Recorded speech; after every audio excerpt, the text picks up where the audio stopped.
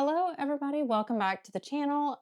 Today we have got a grab bag, which is just some small books, some little skinny thin books that I read that didn't take a whole lot of time. So as always, there may be spoilers ahead, so proceed with caution. I'll have a list of the titles in the description, so if you want to check them out before we get too far into it, we can do that. So let's get into it. Hand, if you will, the books, please. Thank you for not throwing them at me this time. All right, so put those over to the side. Everybody grab a drink because hydration is important. This is Diet Coke. I would like to pretend I drink more water than I do, but we don't do that here. We're just here for a fun time. So first up is going to be Crossroads by Laurel Hightower. And I'm just going to read the synopsis just to give everybody a little refresher. How far would you go to bring back someone you love? When Chris's son dies in a tragic car crash, her world is devastated. The walls of grief close in on Chris's life until one day, a small cut on her finger changes everything. A drop of falls from Chris's hand onto her son's roadside memorial, and later that night, Chris thinks she sees his ghost outside her window. Only, is it really her son's ghost, or is it something else? Something evil. Soon, Chris is playing a dangerous game with forces beyond her control in a bid to see her son Trey alive once again. So, something I discovered is Laurel Hightower is an amazing writer because the way that Chris just immediately just rejects all of her own intuition, it is just so geniusly written. Making deals with demons, meeting demons at Crossroads, and things like that. She just says this is all silly, but she keeps doing it. So anyway, so this event happens where the first thing happens where she's there at the cross because she cut herself, and then he appears to her. And then every subsequent time that she sees him, he looks worse and worse and worse. Now, what I think that diminishing appearance is an allegory for Chris's diminishing mental state, because there is not a word that describes a parent who has lost a child, because parents are not supposed to bury their children, and that's just how that is. So she keeps leaving these little, like, or I don't really know the right word to say. At first, it's just like a box with like his baby teeth and his first little haircut thing and all that stuff. And then she leaves a t-shirt that he really liked, and every time she leaves one of these offerings, he appears to her. And what she really wants is her son back. But something is taking this because she leaves them and then she goes back and they're gone. So something is taking them. And whatever that is, I think is purposefully making him appear that way so that she'll give more and more and more, because it needs bigger things to accomplish whatever it is that this demon or entity or creature wants to accomplish. Because one night, Chris's boyfriend actually sees her talking to him, only he describes it as like a dark shadow. So this is also, and this is going to be a theme through the video, why we do not talk to ghosts or spirits or anything like that. You have no idea who you're actually talking to. Just because it tells you it's Aunt Maureen does not mean that you were talking to Aunt Maureen. So,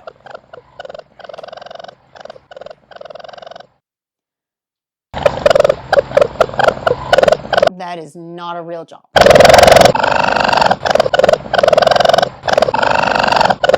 I have never heard of a Ouija board repair technician.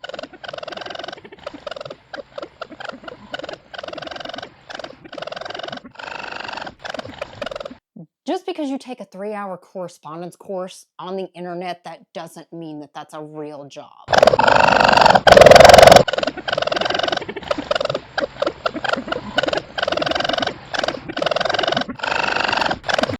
Anyway, the way that this story just looms over you. Because when I was reading it, I wasn't sure if I was crazy. Was Chris crazy? What was going on? No idea. But the whole thing was real to me when I realized, okay, maybe she's not crazy. was when Dan saw her speaking to the thing, the entity, the demon, whatever it is. This thing is really just using Trey's likeness to use Chris to get whatever it is that it wants, because like I said in the last video, when a demon is doing these kinds of things, it's because it wants something. So Chris comes to this conclusion that in order to bring her son back, she needs to kill herself so that her son can live again.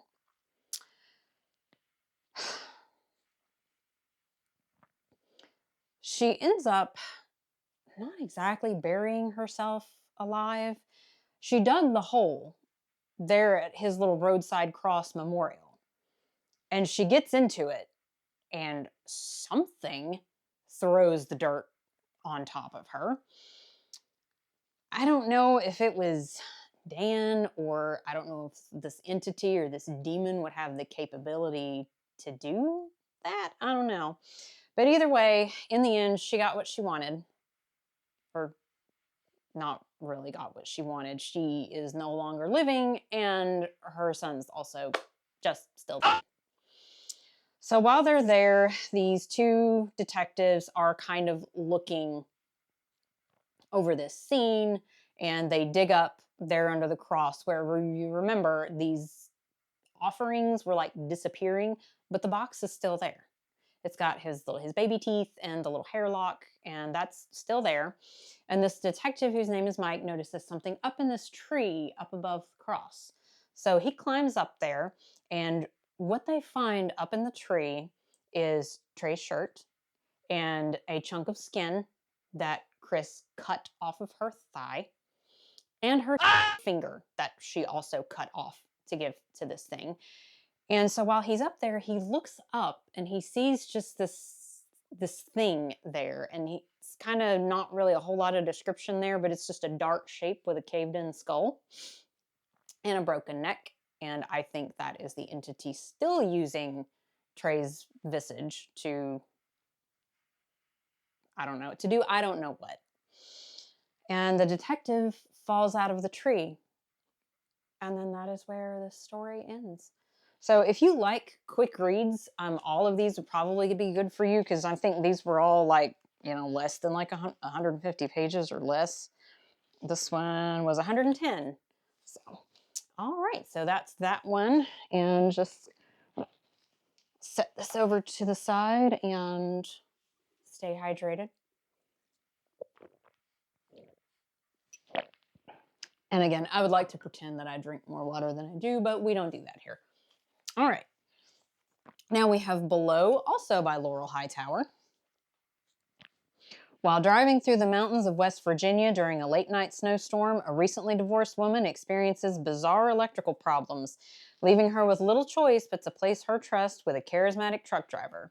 But when an unexplainable creature with haunting red eyes gets between them, she is forced to make one of the toughest decisions of her life. Will she abandon the stranger who kept her safe, or will she climb down below, where reality has shapeshifted into a living nightmare?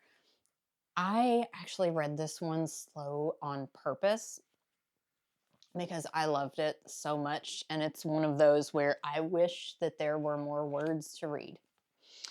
So, and like I said before, Laurel Hightower is an amazing writer. You should definitely check her stuff out. So, she puts this really cool spin on the Mothman legend. As we all know, the Mothman is my favorite cryptid. So, also, it's giving the descent, and I am claustrophobic, so my chest felt heavy almost the whole time that I was reading this, because the thought of being trapped in like a cave with some creature that you don't know or understand, that is horrifying to me. So it was just like I was right there with Addie. And then speaking of Addie, here we go. So she's taking this trip by herself to, it's like a horror movie, like convention or meetup or something like that. And I think she's doing this just kind of as a way to prove to herself that she can, because like the synopsis said, she's recently divorced. So she just wants to do something on her own to prove to herself, or maybe everybody, that, hey, I can do stuff by myself. I don't need anyone else. And on the way down there, she meets this truck driver who goes by the name Mads, and I'm not sure if that's a nickname or something. It didn't say that. So they decide they're going to go together, and they've been using this little, he gives her this little pocket CB that they can communicate with each other because it's winter and it's storming. And if you have ever been on a mountain road in a snowstorm, you know that they can get kind of hairy, and I've been in some close calls myself. So they're on this road and they're driving, weather's bad, and as Mads is talking, he sees something in the sky, and then he tries to stop his truck, and the truck jackknifes, and he goes off of a bridge down into a ravine. So of course Addie's like, okay, well, I have to go help. So they're communicating back and forth with this radio. Mads is kind of like guiding her down to where he's at. But when she gets down there, he's already dead. And he's being munched on by my favorite cryptid, the Mothman.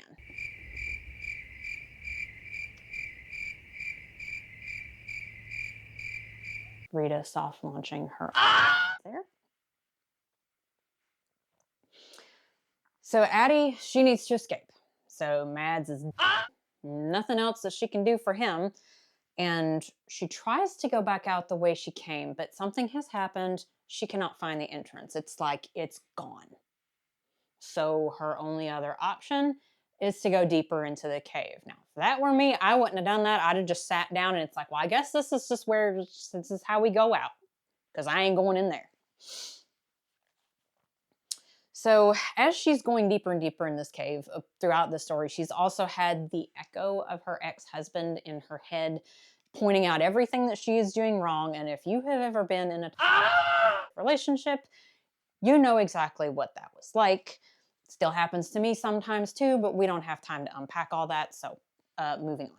So Addie goes deeper into the cave. All the while she is being followed by the Mothman, and things kind of take a turn and get a little bit weird and kooky. When another thing throughout this is Addie talks about not being able to swim, and she falls off of like an overhang into an underground lake. So she's in there, she's kind of spacing out a little bit, and is it exhaustion, adrenaline, hypothermia? Who knows? So while she's there, she feels this sharp pain in her stomach, and she wakes up, and one of the creatures, the Mothman, is trying to actively eat her. So she does end up taking this one out, and she's doing all of this all the while fighting the effects of the hypothermia. And could also be, I don't remember exactly if I am making this up, but it could also be the effects of being that close to the Mothman that it makes the memories fuzzy. That might not be part of the lore. I may have completely made that up, so don't quote me on that one. So now she has no phone, she has no flashlight, she has no radio, because it's all waterlogged. But while she's getting out of this lake, she does finally feel some cold air coming from somewhere. So there's got to be an exit. But the Mothman is between her and the exit. And they talk. I was so thrilled with the concept of this version of the Mothman being like sentient and not being just, like animalistic with no cognizant thought at all. So this was really, really fun to me. Now, this whole time, he has been trying to get her out of the cave because she's not even supposed to be there. And Addie has also been hearing other people on this CB radio, and she's been talking to Mad's partner. At this point, she realizes none of that was real. None of them were real.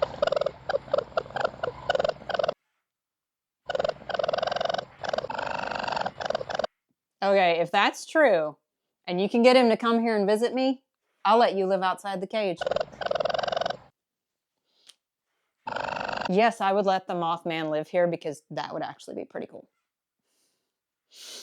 That would be really cool. The Mothman, if you're out there listening, you can be a permanent house guest in my home and there'll be zero complaints from me. So eventually Addie gets her courage up and she walks past him and he doesn't stop her. So she manages to claw her way out of a tunnel at the back of this cave. She gets out. She finds her car where there's already a sheriff's deputy there because he's found this abandoned car. They take her to the police station. Naturally, they do not believe her. So the sheriff calls the ex-husband, whose name is Brian, and so Addie's just going to wait there for him for a bit. So she's looking out the back door of this little sheriff's office, and she sees the Mothman outside and decides, you know what? I'm just going to go to Destiny. And she leaves, headed into nowhere. I loved this book so much that I just absolutely wish it could have been like 10 times thicker than this, and that would have just been perfect. All right, so that was the bow.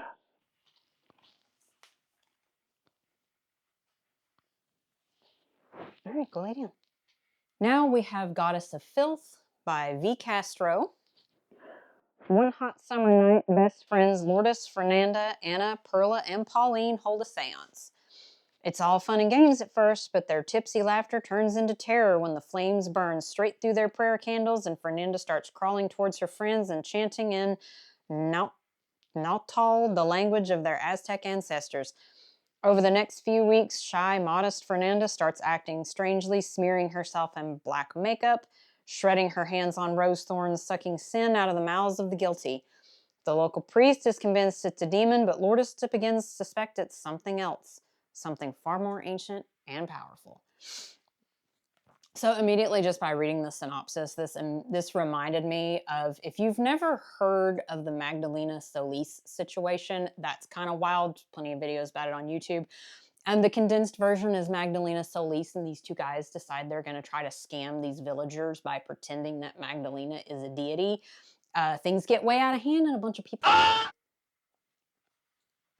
So one of the things, and I love it when things are disarming, the beginning of it comes on just so softly. And I loved that. So like we've all done, some recently graduated high school girls, pull out a Ouija board. Now what I said before still stands. Ouija board comes out, I'm out too. We don't mess with that stuff. So Fernanda gets possessed by not a spirit, but a deity, which is a very interesting spin on the whole possession thing. Everything seems fine for the time being. Fernanda just kind of passes out. She still wakes up with enough time to sneak back into her house so that her mom won't know she was out late. And okay, maybe everything's going to be all right. But everything's definitely not all right. Fernanda's acting strange. She's sitting outside in oppressive heat. She's got the black makeup smeared around her mouth. Her parents are trying everything. Priest curandera. I am not sure what that is. I meant to Google it, but we're already here and this does not go backwards. And of course, their own prayers. So Fernanda starts speaking in this strange language, and her friend Lourdes, and that is such a pretty name, by the way. I love that name so much. She knows what it is. She heard it before in a documentary about the Aztec people. And it's called Nahuatl. There is no way I'm saying that correctly. So it's basically a dead language. And so Lourdes actually finds an expert in this dead language and goes to talk to Fernanda, and they find out it's this deity, this goddess, and this is all according to Wikipedia, so take this, as you will, and I am most likely not pronouncing any of these words correctly, but we're gonna try. Tlotzaletl? Yes, I know. Is a deity of lust, carnality, sin, vice, impurity, temptation, fertility, purification, absolution, steam baths, and a patroness of adulterers. She's known by 3 names. Tlaklukani. We've established that I am not saying any of these correctly. She who eats ithalel, or filthy excrescence, also sin. Yes, they know I'm not pronouncing any of these correctly.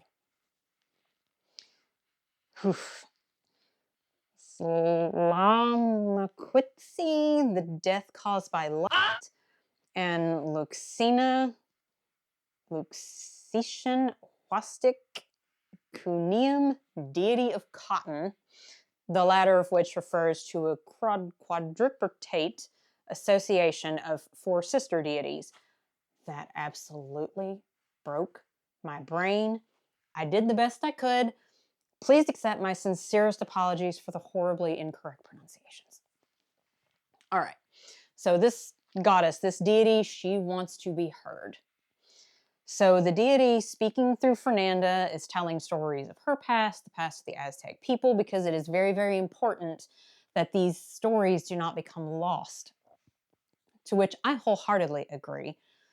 When you have, it's like that whole the burning of the library at Alexandria thing. It's like all of the knowledge that got lost is almost depressing. So it's very, very important that history gets preserved.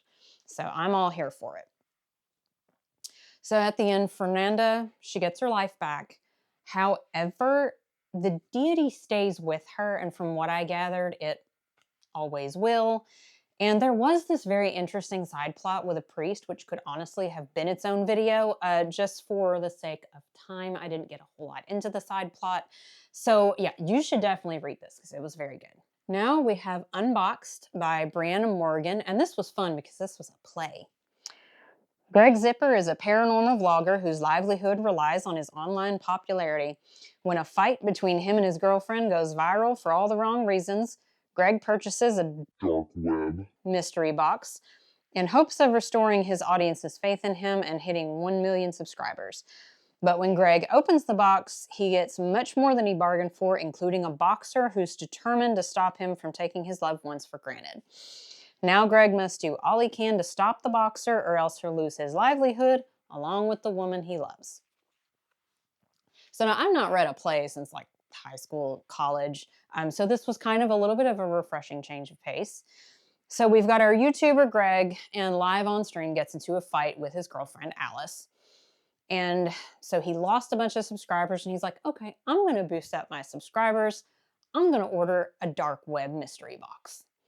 Now, they did go back and forth on this. Alice didn't want him to do it. And I don't be going anywhere on the dark web because that's not a place that anybody needs to be.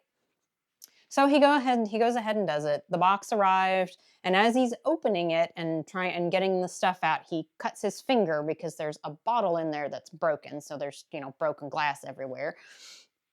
So the contents were the broken bottle, a doll, a wad of human hair, a box of matches, and 2 of these cryptic notes from the boxer. So he honestly sees it as like a big nothing burger, and it's like, okay, well, that was a whole lot of nothing. So he and his girlfriend Alice, they decide they're going to go out for a little while, and then the freaky stuff starts happening. You've got noises, things falling off the wall, stuff like that. Your standard haunted house fare. So the box appears to have come with an entity attached to it as well.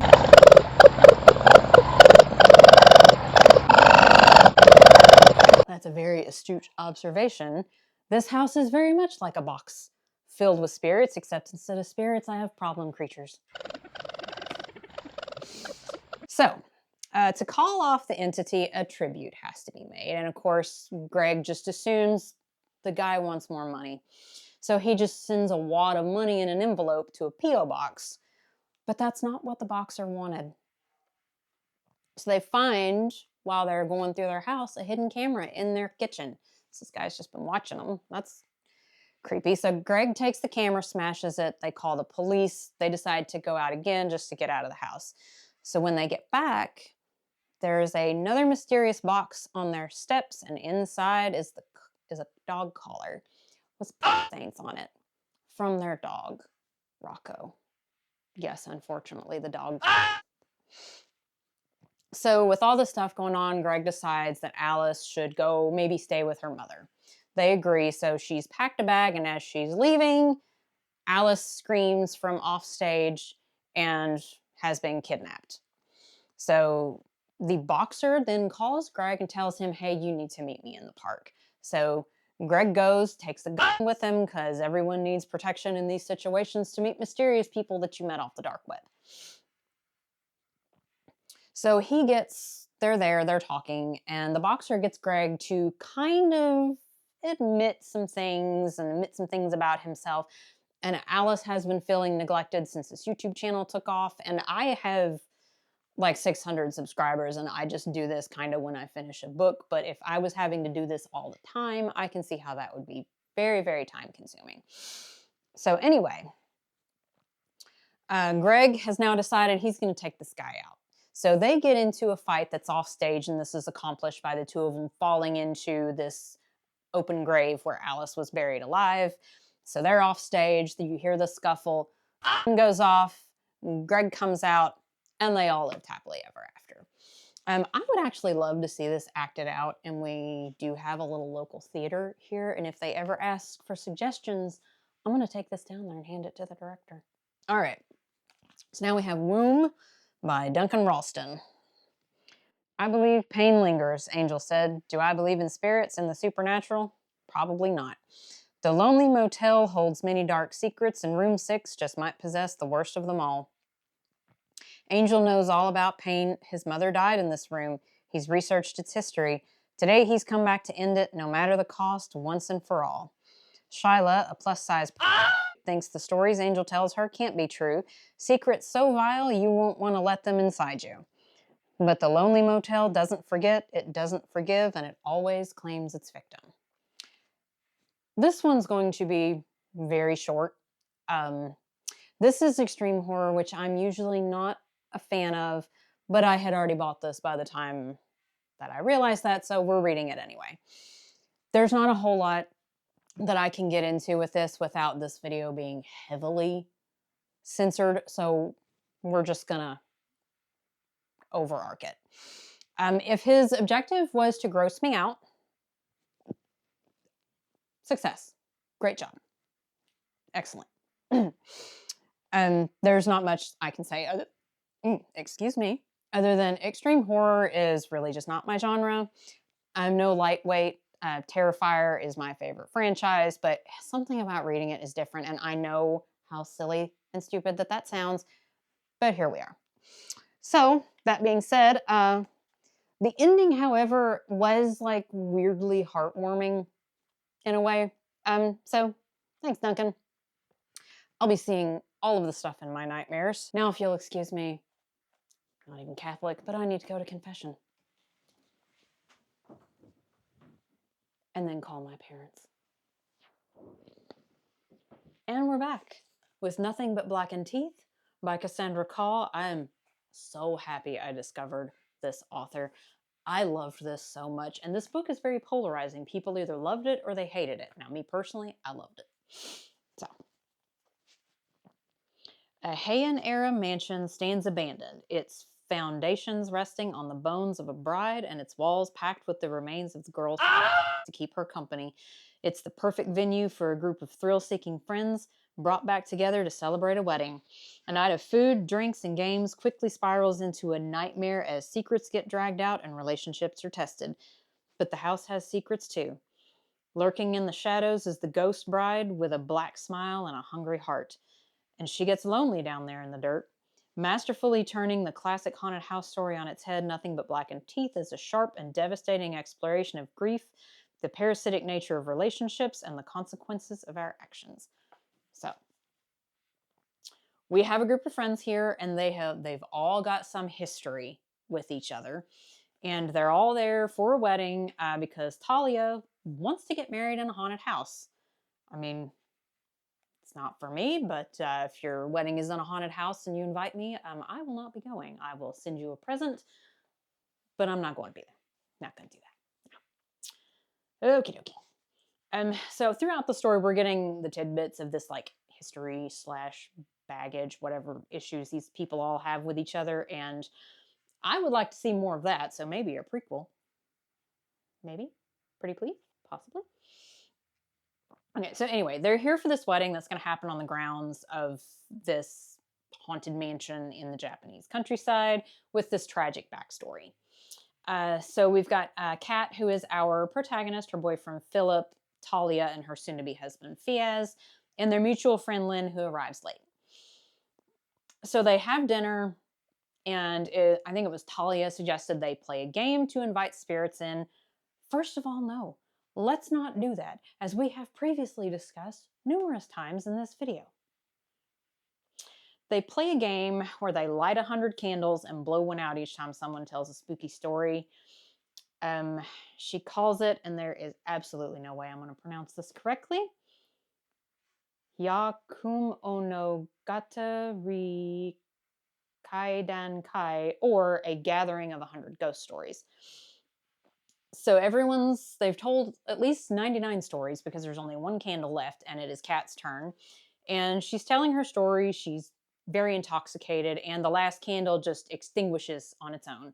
And we have a sound that happens somewhere out in the house, and Talia, who has wanted this whole time to see a ghost, gets a little overzealous and decides she's going to take off and see where the sound was coming from. And while she's gone, she locates this secret door and that's under the stairs and finds this whole little area. And this is where I think the switch actually occurs. So Talia she goes back up. She's like, hey, I found this really cool thing. Let's go and see. So Lynn and Kat have this little side conversation. Lynn wants her to leave with him because he feels like something is up. So Kat has been saying this whole time that something feels wrong, but do they leave? Of course not. Now, if that would have been me there, me and Lynn, we would have bounced. No, unfortunately for me, leaving my house isn't an option. Because like the people in the totally real ghost stories documentaries, we're all stuck with each other. Well, we're just gonna have to make the best of it. The others don't live in cages because they contribute.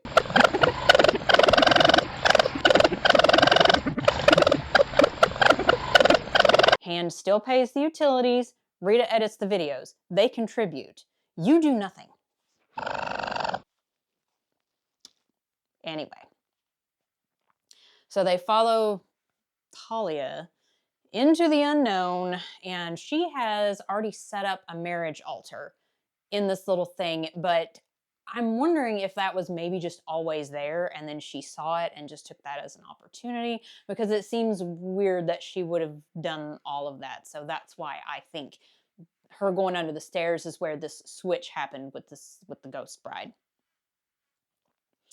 So they're under there. They're going to go ahead and do the ceremony. And of course, they're all arguing because of all this history. And Kat decides, you know what? I'm just going to leave this area so they can have their wedding ceremony and it'll all be fine. Lynn is going to go out with her. And before leaving, for reasons I'm really not sure, Lynn decides he's going to rip Talia's wedding veil off. And that is when we find out that Talia isn't Talia. Nope, she's been switched with a ghost bride, and she disappears, leaving Fiaz as a distraught, almost husband. So again, they're having this we should leave conversation. They should leave at this point. I would have already been gone, which we have established. Me and Lynn would have bounced out of there right early on. So they decide not to leave, and Fiaz is like, no, wait, let's go to the library. There's a book. There's always a book, which is an interesting trope. And spoiler alert, there is a book. So in order to bring Talia back, they have to leave 4 stones, one for each of the cardinal directions. And so they need to gather some things. A bit of bone, a bit of organ. Sorry, Mom. A bit of... Yes, that's what I said. One of the items is a bit of baby gravy. I need to go take a shower. So Fiaz decides he's going to get all this stuff together. He's pulled out a tooth for the bone, which teeth aren't really bone. And then he's also trying to get the sample. And of course, everybody is on edge. They're all trying to figure this out. And one of the things that Kat talks about is the yokai watching them through the wallpaper. And speaking of yokai, I have a Shudder subscription, not a sponsor. We had found they had put on there these movies that I had the pleasure of watching. They were Japanese movies from the 60s. all about the yokai. And let's see, I had to Google them because I couldn't remember what they were called. It was Yokai Monsters 100 Monsters, Yokai Monsters Spook, as in ghosts, warfare, and Yokai Monsters along with ghosts. And they were all so cute. I don't think they're still available on the US Shudder anymore because I couldn't find them on there. I don't know if I was using the wrong search terms or not, but if you've got like a VPN or something, you can probably find them. You should watch those because they were really cute and they were so much fun. Definitely worth it. Especially if you like classic movies or classic monster movies or Japanese movies. They were just really, really cute. So anyway, Philip and Fiaz, they get into a fight, which ends with Fiaz pulling a knife and just splits Philip open. So with no other options at this point, Philip's already dead. They use his innards for the bit of organ. Does this work? Shockingly, it does. The house gives Talia back. They stage Philip's body, and they set the whole thing on fire. I will say, all of this could have been avoided if they had just left. What do I know? Anyway, so they go to the funeral. They all stand there and accept some gifts from Philip's mom, which are some of his belongings that she gave to each of his friends. And so they all have to stand there and live their lives with the guilt of knowing what they did. And Kat said that they had all told the lie to the police so many times that they all started to believe it. And Kat said that she could still see the ghost bride and her blackened teeth. Now, like I said, this book had mixed reviews. People either loved it or they hated it. Don't ever let reviews steer you away from reading a book because you might like it. Because here's the thing, don't take my word for it either, because I have no idea what I'm doing. We're just here for bad opinions and a fun time. So, there we go. Last but not least, Whispers of Trees by Ben Woodard. Whispering dark trees in an ancient Irish forest rustle in the moonless night. Whispering, always whispering. Declan's wild, loud little brother is lost out there somewhere, and a bent, gnarled old woman tells Declan that he must go into the forest. The woman's eyes haunt him. You must find him, she whispers, and the trees will guide you. It became clear to me early on that this was intended for an age group significantly younger than myself. Yeah, it's a children's book, meant for children. But on this channel, we read what makes our heart happy, okay?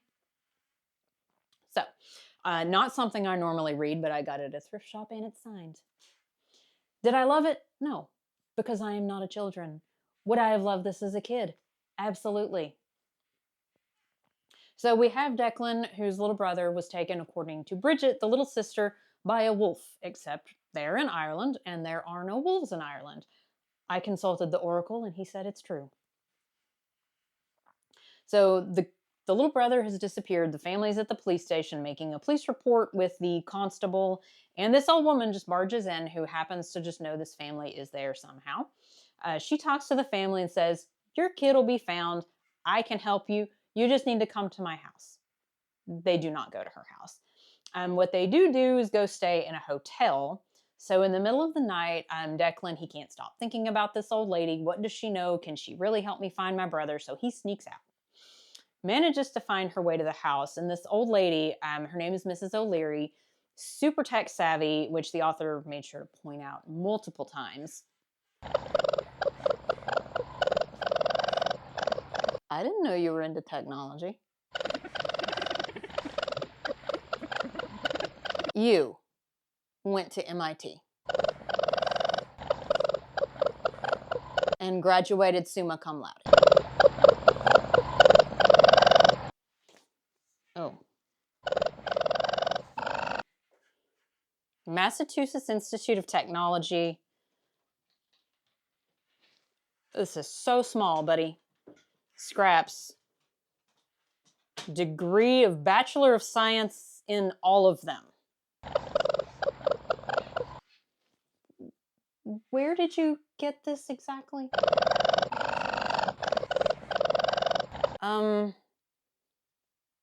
Yeah, I don't think that's where you go to take college classes, buddy. Because that's a car wash. No, that might have been a...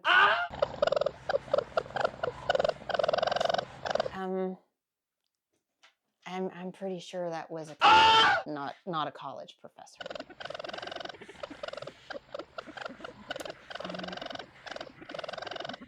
I'm just gonna put this over to the side. Okay. So she tells Declan the Dryads took his little brother because he was loud and it was disturbing the trees. I guess in this universe, noisy little children get sent to live with the tree people.